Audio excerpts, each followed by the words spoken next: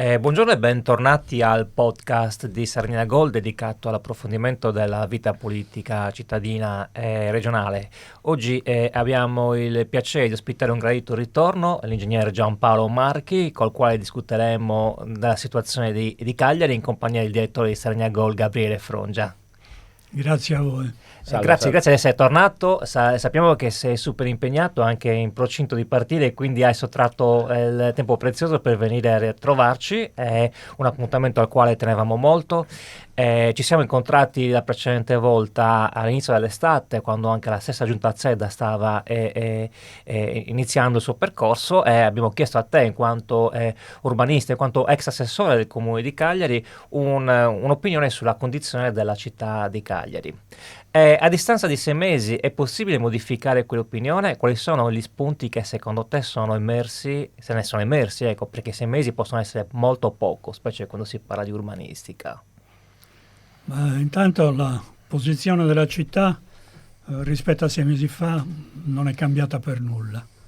Io da sempre, da tanto tempo, sottolineo il fatto che manchi una visione strategica della politica che possa indicare uno o più possibili percorsi per far crescere questa città, lasciando ovviamente all'iniziativa pubblica e privata, meglio se a braccetto, la possibilità di percorrerne una piuttosto che un'altra. Perché quando parliamo di futuro parliamo di un film che vorremmo girare. Mentre quando ci limitiamo ad osservare la realtà quotidiana, scattiamo una serie di fotogrammi, ma quella serie di fotogrammi messi insieme non è detto che poi riescano a fare un film, o perlomeno non è detto che riescano a dialogare fra di loro. La mia opinione su questi 6 mesi di amministrazione, molte dichiarazioni ma prive di una reale prospettiva. Possiamo esaminarne alcune? Ritiro dei rifiuti solidi urbani. Non è cambiato granché, perché l'impostazione era quella, l'impostazione è stata mantenuta dalla precedente amministrazione, è stata ulteriormente confermata da questa amministrazione, stiamo andando incontro a ulteriori 7 anni, perché l'appalto scade, ulteriori 7 anni di questo sistema. Una società che vuole pianificare il proprio futuro non può passare attraverso 7 anni di un primo appalto che ha visto 2 amministrazioni e 7 anni di un secondo appalto, perché nello stesso modo che ha dimostrato di non essere efficace o gradito dai cittadini, perché 15 anni sono una generazione che nasce e arriva alla maturità. Il sistema della viabilità e della mobilità urbana, secondo me, era mal impostato prima, è stato mantenuto nella medesima pessima impostazione nell'intermezzo, resta impostato nella stessa maniera. Il Viale Barconi è sempre quello, verrà aggiunta una pista ciclabile, il Viale Ferrara verrà demolito, la realizzazione di una serie di infrastrutture tipo il nuovo stadio non si sogna minimamente di riesaminare il problema atavico della localizzazione. Sì, è vero, lui c'è uno stadio, ma viva Dio, non siamo obbligati a mantenerlo lì per forza. Il professor Enrico Corti, nello studio di fattibilità del piano urbanistico comunale del PUC, lo localizzava nella piana di San Lorenzo. I dati dell'ultimo rilevamento fatto dalla società che si è occupata tra virgolette, di analizzare la situazione della mobilità intorno alla Santeria, dice che intorno al 70% della mobilità privata e pubblica in arrivo su Santeria si muove su gommatto, il che vuol dire che il 70% degli utenti del Santelia vengono dall'Interland e dalla città metropolitana con la macchina. attraversando tutta la città. Congestionandola. Congestionandola, che hanno problemi importanti. Attraversando tutta la città. È un vantaggio o è uno svantaggio che questo avvenga, sia pur una domenica ogni 15 o quello che è? Io dico che è uno svantaggio, ma l'aveva capito il professor Corti negli anni 90, quando studiava il piano urbanistico. Ora, insistere su quello mi sembra fuori luogo, anche perché stiamo realizzando un'infrastruttura ipoteticamente destinata a durare in concessione per i prossimi 50 anni. Insomma, perseverare è diabolico, come si suol dire molto spesso. No, oppure è arrendersi. Certo. Allora, siccome è così, continuiamo ad andare avanti e viva Dio. Tra l'altro anche a fronte di un investimento importante da parte della regione, perché parliamo di 50 milioni che non sono... Sul quale tra l'altro c'è chiaramente anche i media fanno un po' di confusione, perché non si capisce bene, l'uomo della strada non capisce bene la questione stadio, se è un problema che nasce negli ultimi lustri oppure se è una situazione che si è venuta a creare negli anni. Come possiamo spiegare in poche parole, se è possibile? Allora, il problema stadio è un problema molto lungo, che è arrivato alla configurazione del Santelia come l'abbiamo conosciuto noi nel 70, quando il Cagliari ha vinto lo scudetto e si è spostato dall'Ansicora al Santelia. Ovviamente condizioni molto diverse, con infrastrutturazioni molto diverse, con un Santelia che poteva lì creare un volano per la integrazione del quartiere di Santelia, non più da considerare, come era stato considerato nella sua impostazione, come un quartiere periferico o satellite della città, ma un quartiere integrato nella città.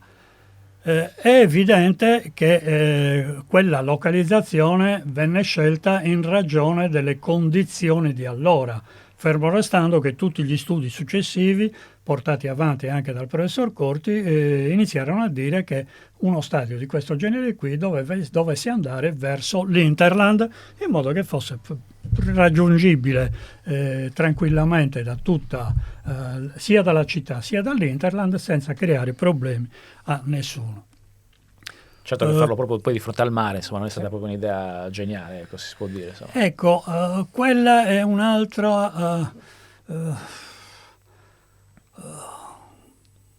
lascito di alcuni meccanismi ideologico-culturali che sono frutto del 68, della fine degli anni 60, dei primi anni 70, laddove l'integrazione veniva letta in un determinato modo e l'appropriazione di spazi pubblici costituiva un elemento fondamentale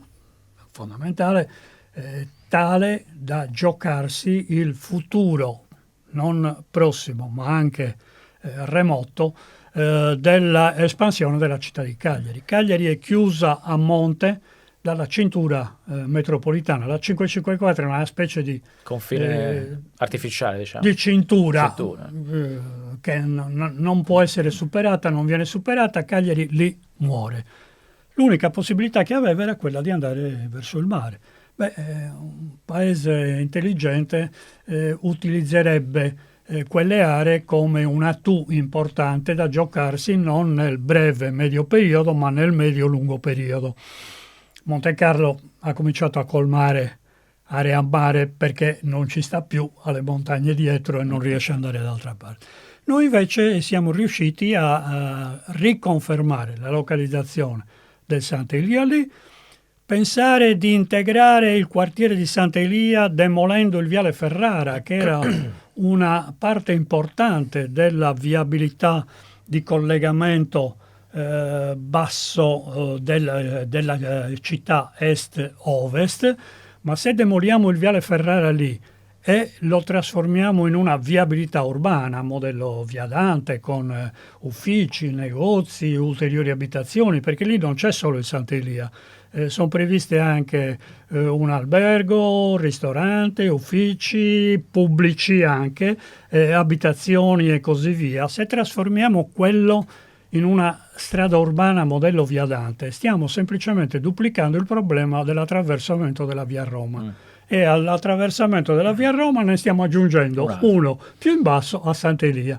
A quel punto non si capisce l'asse mediano di scorrimento che arriva verso il Poetto, a cosa dovrebbe servire e chi dovrebbe servire. Quindi insistere in certe localizzazioni significa dare peso e risalto a problemi già gravi di per sé e aggravarli ulteriormente. E non sembra che ci sia, diciamo, una luce in fondo al tunnel, perché se andiamo a vedere tra regione, comune, società, sembra che ci sia anno dopo anno una situazione sempre più conflittuale, sempre più confusa. Insomma, parliamo delle risorse messe a suo tempo dalla precedente legislatura agli attuali problemi di oggi. Senza poi contare, come diceva lei, professore, la famosa bretella che ha diviso poi la città, il quartiere dalla città, quindi ulteriormente aggravando i problemi di inclusione.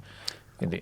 Ma mentre l'attuale Viale Ferrara ha dei sottopassi che funzionano perfettamente, per cui la permeabilità tra il quartiere e il resto della città, in particolare lo stadio, l'area dello stadio, oggi è garantita, la stessa permeabilità non avviene se c'è una strada di tipo urbano. Non solo, per quel che gli va intorno, io vi inviterei a leggere la relazione sulla mobilità che accompagna l'attuale variante urbanistica richiesta per l'ennesima volta per la questione dello stadio di Sant'Elia. Se uno va a leggere scopre che lì su c'è scritto che l'investimento iniziale di tutta questo ambaradan dovrebbe essere di 57 milioni di euro. Domanda delle 100 pistole, come diceva quel signore. Se 50 milioni di euro li mette la regione e 10 milioni di euro almeno li mette il comune, l'investimento del privato nel business del calcio, magnifico, bellissimo, eccetera, eccetera, ma comunque un business privato, dov'è? Tant'è vero che le ipotesi di realizzazione del nuovo Stadio Sant'Elia, ma non solo lui, albergo, eccetera, eccetera, parlano di 157 milioni. Allora 57 milioni o 60 milioni li sta mettendo cash, o li starebbe mettendo cash la pubblica amministrazione. Gli altri li starebbe mettendo il privato, ma al di là di questo le aree impegnate dalla pubblica amministrazione hanno un controvalore tra aree, valore dell'edificabile, valore delle infrastrutture di servizi, permeabilità dei suoli, parcheggi, eccetera, eccetera, di circa 120-130 milioni. Insomma, è un grande... Il conto non quadra lo stesso. Alla luce di questo problema, cosa dovrebbe fare, che so, il comune che sta sbagliando? Cosa dovrebbe fare la regione? Cosa dovrebbero fare i tre attori principali di questa storia? Dunque, i tre attori principali dovrebbero fare il loro lavoro, a mio parere. Il lavoro della regione è quello di tutelare l'area vasta, non è quello di promuovere lo sport. Poi, per carità, ci sono i mondiali in vista, noi siamo in ipotetica sede dei mondiali insieme alla Turchia e così via, però abbiamo visto che cosa è successo con l'Irlanda quando è venuto qui per una partita a suo tempo, nel eccetera. 90? Esatto, è una sola partita che ha messo a suo quadro il quartiere della Marina. Se ricordo bene, Italia-Inghilterra. C'era Inghilterra-Irlanda. Inghilterra-Irlanda. Irlanda, sì. Misero a suo quadro il quartiere della Marina, ma per carità, queste cose avvengono in tutto il mondo. Il comune dovrebbe tutelare in proiezione lo sviluppo della città e il privato dovrebbe fare il suo interesse privato ma nei limiti e con le condizioni stabilite dalla regione e dal comune che tutelano la collettività. Quello che a me stupisce di tutta questa vicenda, io sono un grandissimo appassionato di calcio, quindi non posso essere accusato di essere indifferente all'argomento, però voglio dire, mentre in tutto il mondo si va verso la costruzione di stadi pagati dai privati, di proprietà delle società calcistiche, qui sta facendo un'operazione di spesa pubblica da anni 50 e nessuno, né a destra né a sinistra, o pochissimi a destra e a sinistra, si sono sollevati per dire, hanno sollevato la mano per dire: scusate, ma stiamo spendendo 50 milioni, 60 milioni di denaro pubblico per lo stadio di Giulini. No, mi permetterei di correggere quest'ultimo tiro. Lo stadio non è di Giulini. Lo stadio sarà di chiunque diventi proprietario di quella concessione con una durata cinquantennale, con uso di Cagliari Calcio, perché il vero business non è il Cagliari Calcio, perché una qualsiasi società sportiva che si permette di pagare, tra virgolette, nominalmente giocatori 20, 30, 15, 40, 50 milioni di euro, equivale a dire che quei 50 milioni di denari pubblici o i 10 milioni della Comune di Cagliari sono un paio di movimenti di sono l'arredo di casa, sono un centrocampista, ecco. Sì, il vero business sta nel fatto che qualcuno diventi concessionario con un arco temporale talmente lungo, 50 anni. Cosa ci sarà tra 50 anni? Attenzione, lo chiede anche a noi. Io sono cresciuto senza telefoni satellitari, senza computer, imparando col regolo a fare le operazioni. Oggi ci sembra fantascienza. Domani io non sono sicuro che il calcio possa avere gli stessi spettatori che negli anni 50-60 aveva per esempio la box. Certo. Che oggi non è più sul mercato, perché il tempo cambia. Sì, ci sono più sport che hanno preso più successo, quindi insomma è più polverizzato sicuramente. Non c'è dubbio. Quindi qual è il ritorno poi alla fine anche? Attenzione, anche la partita di calcio, se uno la vede meglio a casa, sul megaschermo, con stop, rallentin, il VAR che fa vedere se è passato o non è passato, eccetera. Quindi tutte queste condizioni mutano con una tale rapidità da sconsigliare operazioni che non siano a puro rischio finanziario da parte di chi le fa, privato. Ma certo non da parte dell'ente pubblico, perché impegnano un tempo di 30, 40, 50 anni sul quale nessuno è in grado di dire che cosa succederà. E tra l'altro io mi permetto di aggiungere anche il tema dell'inverno demografico di questa regione, di questa città, quindi insomma anche lì dico, ma chi andrà poi realmente allo stadio fisicamente negli anni a venire, tra 50 anni, insomma, andando a vedere le varie statistiche si parla di un calo importantissimo, anche lì insomma, sono delle riflessioni. Anche una città che sta morendo anche dal punto di vista del numero di abitanti, questo è un aspetto che dobbiamo anche tenere in considerazione quando si pensa alla Cagliari del domani e alla Cagliari del futuro. Quindi abbiamo detto la viabilità, abbiamo detto lo stadio, abbiamo detto la raccolta differenziata, il mitico, fantomatico porta a porta, e malgrado i disastri di questi anni non è cambiato niente, anzi si è continuato... Costa di più adesso. Costa di più, esattamente, in quel senso lì è cambiato. Si parlava di adeguamento, giustamente il consigliere Fares diceva no, non è adeguamento, è un semplice aumento dei costi dell'aggravio per i cittadini. Insomma, appare difficile identificare un elemento di rottura, di separazione tra le due amministrazioni Zedda. Sembra in pratica che dal 2011 fino ad oggi ci sia lo stesso sindaco. Questo viene difficile anche a me capirlo. Credo che il tutto si possa ricondurre davvero a quella mancanza di visione strategica e al limitarsi da parte degli attori dell'amministrazione a gestire il quotidiano con i minori danni possibili per il quotidiano, tra virgolette, ma che non è detto che corrisponda a eliminare i danni possibili in prospettiva futura. Certo. Anzi, la non programmazione e la gestione del quotidiano ci porta a perdere di vista quella che è la programmazione futura. Infatti la mia preoccupazione non è per me. Io ho 77 anni, vado a 78. La mia vita l'ho fatta, quello che dovevo fare l'ho fatto. Forse ne ho fatto poco o troppo perché mi sono tirato troppo da certe parti, ma pazienza. La mia preoccupazione è per i figli e per i nipoti, perché quel futuro è loro, non mio. Comunque sappiamo che la visione di lungo periodo non è una qualità ascrivibile alla nostra classe dirigente. Rientra nelle tare di una classe politica che da diversi anni mostra numerosi e profondi limiti.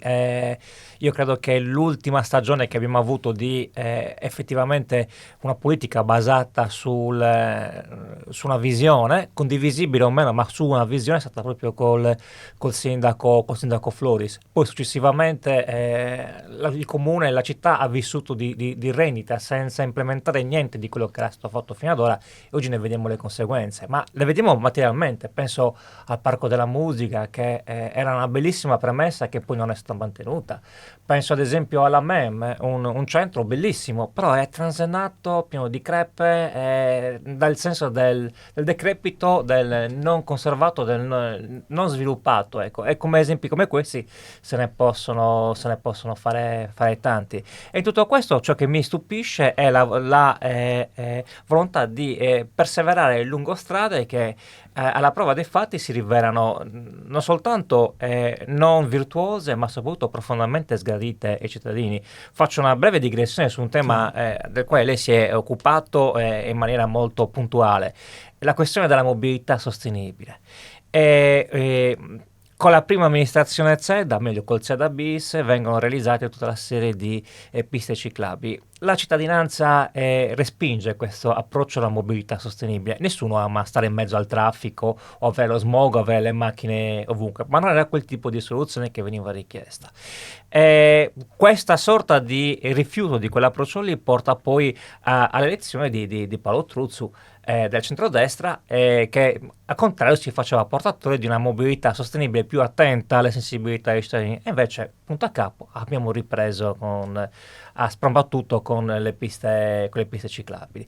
E ora di nuovo con il ritorno di ZEDA, l'assessore Marciais di nuovo riprende il mantra della mobilità sostenibile. Pare che qua a Cagliari tutti quanti non vedano l'ora di andare in bicicletta e non possano farlo perché c'è l'automobilista cattivo. Allora, c'è qualche possibilità di risolvere questa situazione? Ormai siamo condannati ad avere una mobilità sostenibile che non è sostenibile perché non la praticano, è un traffico veicolare privato delirante. Le risponderò con un paradosso che è negli atti del comune. La relazione relativa alla mobilità, ritorniamo allo stadio. Per lo stadio Nuovo Sant'Elia si occupa di verificare l'esistenza dei parcheggi dello stadio o di prossimità, così li definisce.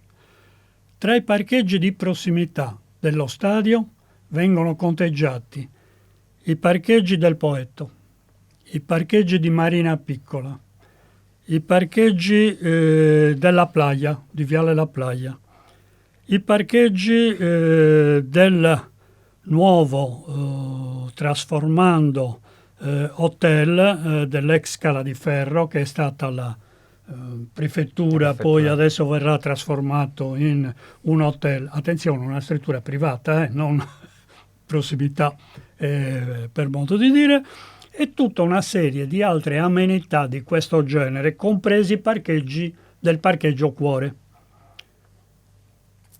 In tutto questo conteggio manca una marea di parcheggi perché quelli intorno a Sant'Elia vengono fatti fuori pressoché totalmente, con una serie di contraddizioni per me pazzesche. Il parcheggio Cuore, 1700 stalli circa, già dalla città metropolitana è stato destinato alla realizzazione del nuovo palazzetto dello sport che vede sparire i 1700 stalli. E allora ci sono? O c'è un palazzetto dello sport che senza parcheggio? No, fa da multipiano. Che ha bisogno anche lui dei parcheggi e certo. non funziona. Dice, chi è che glielo spiega la proprietà della Scala di Ferro che i suoi parcheggi devono essere asserviti dell'albergo, del nuovo erigendo albergo al Sant'Elia quando c'è la partita? Mancano comunque una barriera di parcheggio. O chi spiega al cittadino che arriva dall'Interland che può lasciare la macchina al Poetto e dal Poetto andare a Sant'Elia a piedi. In questo meccanismo c'è poi una tabella che, dopo aver censito 5 ciclisti che vanno allo stadio durante la partita del Milan, quindi insomma, grande richiamo, partita importante, 5 ciclisti, si preoccupa di dire che in prospettiva serviranno 370 stalli per le biciclette in prossimità del Sant'Elia. Ma domanda dallo scemo della strada. lo spazio. Ma scusate, se io in macchina posso parcheggiare al Poetto e andare a Sant'Elia a piedi, tu in bicicletta non puoi parcheggiare al Poetto come me e andare a Sant'Elia a piedi, e a Sant'Elia mi fai cercare intorno a Sant'Elia 370 stalli per parcheggiare le biciclette. Cioè sono logiche che non rispondono al raziocinio pazzagliano, come diceva un comico di vecchio tempo, rasoterra. Però ci hanno indottrinato, e molti hanno creduto a questa cosa, che sostenibile significhi alcune cose. È esattamente il contrario della verità in relazione alla sostenibilità. La sostenibilità è quella che consuma il meno possibile, quindi risparmia sui consumi, ma anche sugli investimenti. Un investimento inutile, se non fatto, è un risparmio e quindi diventa il non fare a sua volta sostenibile molto più dello spendere male quei soldi. Infatti ricordo uno studio fatto proprio recentemente sul consumo delle auto a Cagliari prima dell'avvento delle piste ciclabili e negli ultimi anni, insomma, consumi molto più consumi maggiori. Sì, senza notare anche la qualità del traffico. Insomma, il collega dell'ingegner Marchi, Ettore Businco, sì, che abita nei pressi dell'asse mediano, dalla sua finestra, lo so perché ci seguiamo su Facebook, testimonia con cadenza quotidiana il tamponamento che si verificano nell'asse mediano, con tutte le conseguenze del caso, col serpentone che arriva fino alla rotonda di Via Cadello. Certo. E questo è effettivamente, da questo punto di vista, poi non dobbiamo stupirci che i dati indichino un livello di inquinamento dell'area a Cagliari che, considerando anche che siamo una città di mare, col vento e tutto, è impressionante. Assolutamente. Non solo impressionante, ma ci costa 130 milioni di euro l'anno di maggiori consumi. Per non parlare anche di questioni come la salute, per dire. Quello viene dopo, infatti siamo passati tra le 10 città più inquinate d'Italia per polveri sottili e particolato. Una città che, battuta dal Maestrale e dallo Scirocco, ha dei venti che portano o verso il Campidano o dal Campidano verso il mare e non dentro la città. Questo particolato e polveri sottili derivano sostanzialmente dal fatto che le auto stanno in strada nonostante non siano cresciute le immatricolazioni. Quindi dice, vabbè, avete raddoppiato le auto macchine, e il gioco è finito. No, nonostante non siano cresciute le immatricolazioni, quelle auto restano in strada a immettere comunque, anche se sono Euro 5, Euro 6 o quello che è particolato e polveri sottili, per un periodo di tempo maggiore rispetto a quanto non ci stessero prima. E questo di tasca nostra, i maggiori consumi, ci costa 130 milioni di euro l'anno. Insomma, un paradosso. Questa ansia climatica ci sta uccidendo 2 volte in sostanza. Certo, perché spendiamo quei soldi e quindi non è sostenibile, perché quei soldi li spendiamo male, in modo tale da farci male anche con l'inquinamento. No, certo, poi chiaramente qua parliamo anche di un sistema dove ci sono delle lobby importanti che chiaramente remano contro, e quindi chiaramente questo poi crea tantissimi problemi nella percezione dell'uomo della strada. Ecco. Passiamo adesso a un altro tema, il tema del nuovo mercato di San Benedetto. Ieri il sindaco Massimo Zedda ha presentato questo nuovo rendering di quello che sarà il futuro mercato, ma sembrerebbe che non ci siano parcheggi intorno. Un problema di programmazione, di progettazione o che altro? E soprattutto, come si può pensare a un mercato di San Benedetto senza i parcheggi intorno? Dunque, affrontiamo il problema in due tempi. Il rendering. Il rendering dovrebbero servire per far comprendere anche ai non addetti ai lavori che hanno difficoltà a leggere una carta tecnica quale sarà il risultato finale. Io ricordo, e ho ancora sotto gli occhi, ma in rete lo possono vedere tutti, il rendering del Viale Trieste, che faceva vedere il Viale Trieste con 2 corsie veicolari. Oggi uno prende Viale Trieste, la guarda, e di corsia ce n'è una. Allora, quel rendering di allora, con tutto quello che può essere intervenuto dopo, eccetera, eccetera, è un falso in progettazione, perché se io lo avessi disegnato con delle righe, avrei disegnato 2 corsie di marcia. Oggi invece di corsia ce n'è una sola. Quindi il rendering li prendo per quello che sono. È una operazione sulla quale il Consiglio Comunale non si è ancora espresso, non ha dato delle linee guida, senza parcheggi, ovviamente togliendo anche tutti quelli che sono stati già sottratti nel circondario e non aperti al pubblico, cioè il parcheggio per esempio della Città della Musica che è ancora chiuso e così via.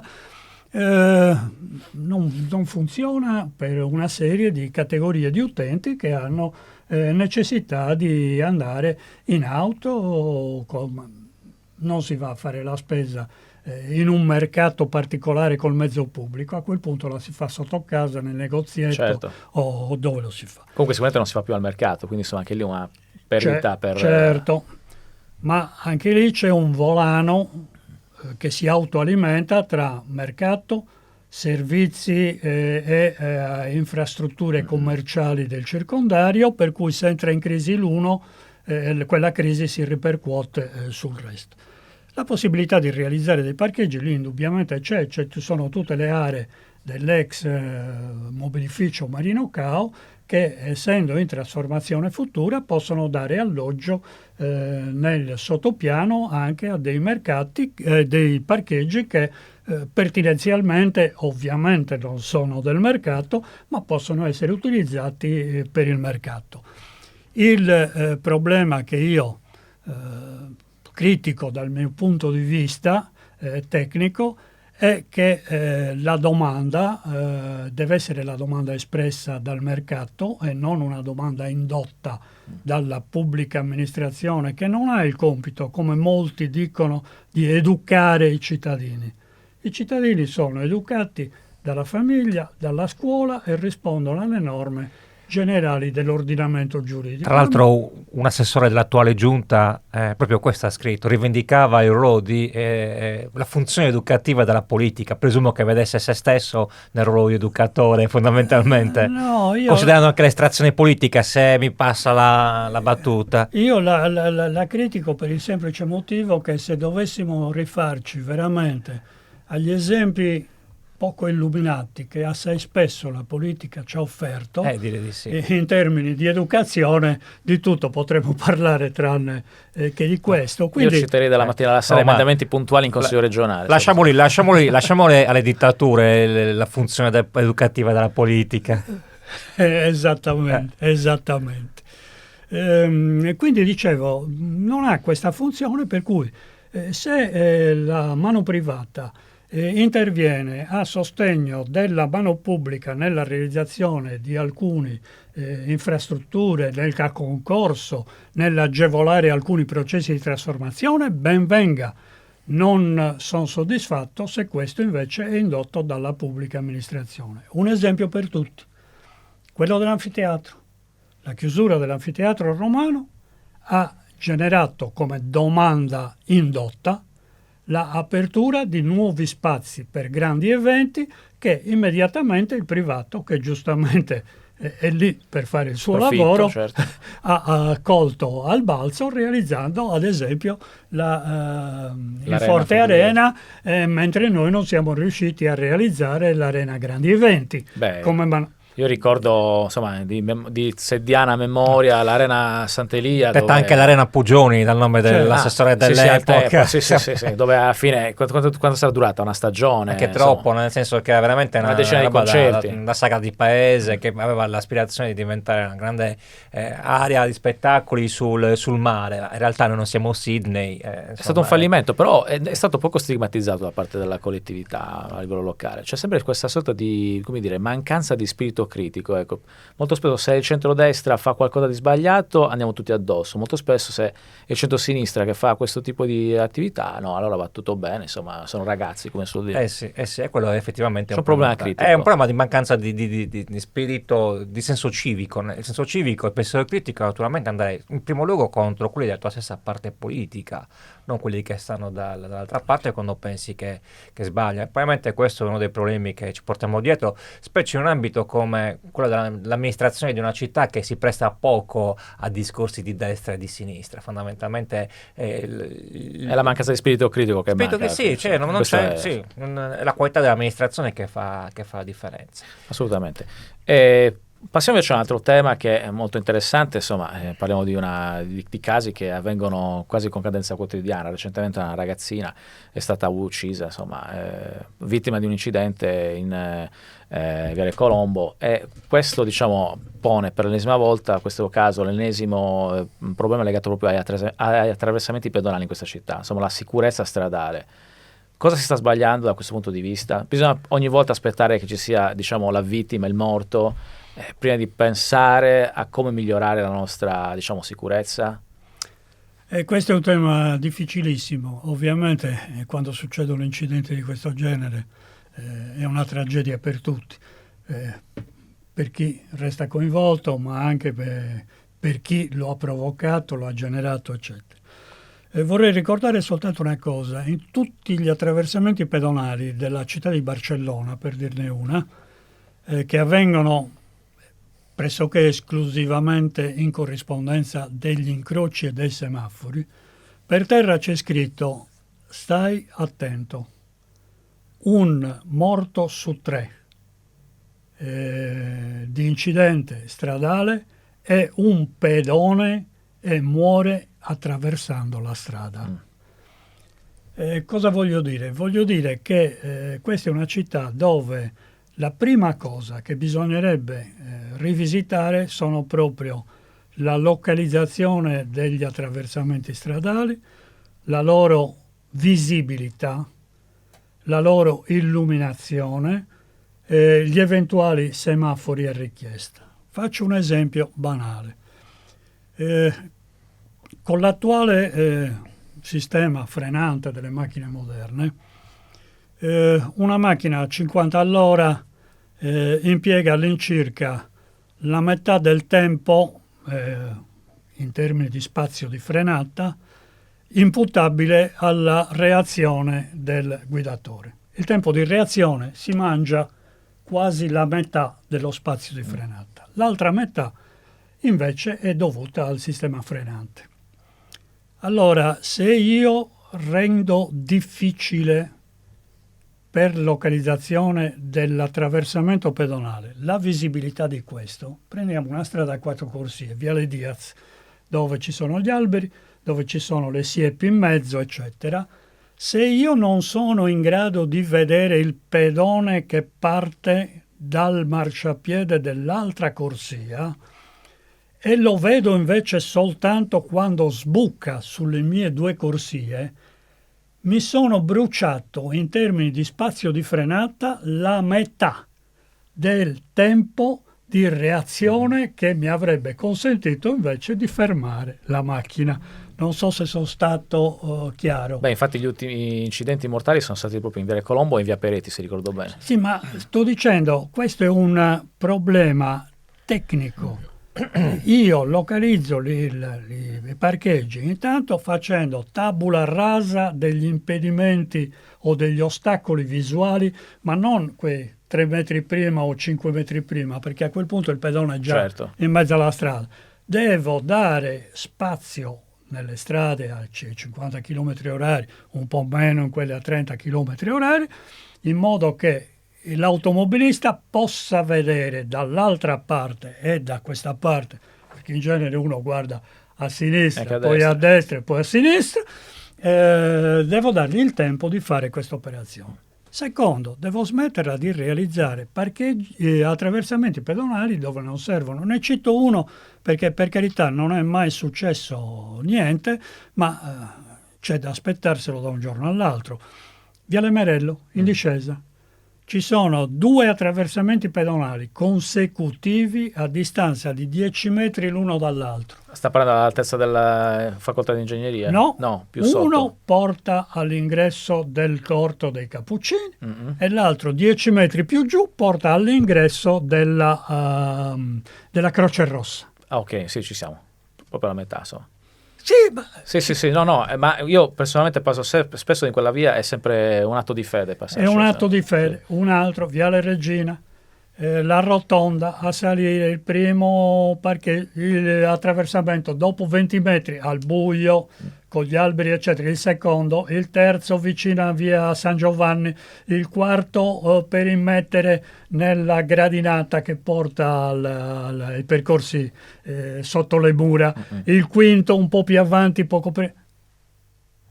È inimmaginabile, cioè lì distratti dal buio, dalle macchine parcheggiate, dai parcheggiatori in mezzo alla strada che un altro po' uno investe il parcheggio.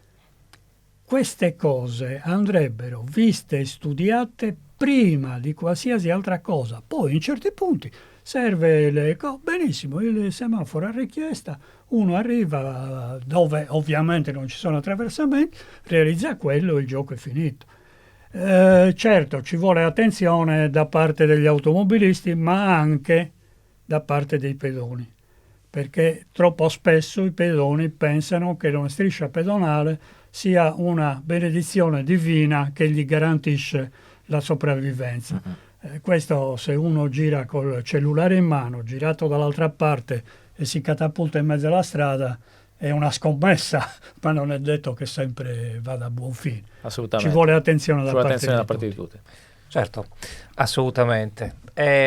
Ingegnere Marchi, abbiamo parlato di vari temi che riguardano la vita quotidiana di noi tutti cagliaritani. Vorrei chiudere questo secondo graditissimo incontro, nella speranza che ve ne saranno presto degli altri, con una questione di un po' più ampio respiro rispetto al quotidiano. Lei si è occupato tantissimo anche dal punto di vista della produzione scritta dell'identità di Cagliari, della sua conformazione, della sua morfologia, della sua storia, delle sue prospettive di sviluppo. Cagliari è una città che storicamente, o meglio l'area urbana di Cagliari, nasce sulla laguna.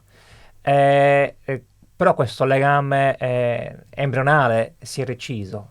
La laguna è un corpo estraneo che non fa in alcun modo parte della vita dei cagliaritani, perché l'unico modo per accedere alla laguna è superare gli sterrati infestati di cani randaggi o andare a Selletta a violare la proprietà privata di alcuni possedimenti che vi sono lì. Gran parte dei cagliaritani non è mai stato in riva alla laguna, eppure Cagliari è nato sulla laguna. Secondo lei, pensando a una politica che effettivamente si riappropri della dimensione del futuro, della visione, è possibile ricucire e ricreare questo rapporto o siamo condannati ad essere separati per sempre dalla nostra laguna? No, è una separazione che ci siamo scelti. Non è consensuale, nel senso che la laguna non ha fatto niente per allontanarsi, siamo noi che ci siamo allontanati dalla laguna. Le dirò di più, che nell'accordo di programma che poi ha visto realizzare la nuova sede dell'Unione Sarda, eccetera, eccetera, vi era tra gli oneri aggiuntivi un progetto di risistemazione a verde del grande parco della San Paolo, studiato dal professor Ferrara, che è un progettista ambientale dell'Università di Firenze, quindi all'avanguardia in giro per il mondo, consegnato dalla proprietà ex Felicotteri, Unione Sarda, eccetera, al Comune di Cagliari gratuitamente come onere aggiuntivo. Lì c'è tutto lo studio della parte della San Paolo che collega la città alla laguna, al bordo della laguna.